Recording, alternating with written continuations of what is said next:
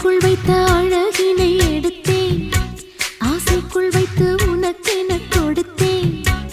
இதமாகத்தான் பதமாகத்தான் என்னை தீண்டு தாகம் தணியும்.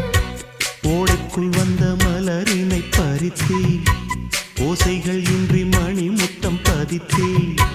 பழச்சாரையும் இளநீரையும் பரிமாற வேண்டும் தினமும்.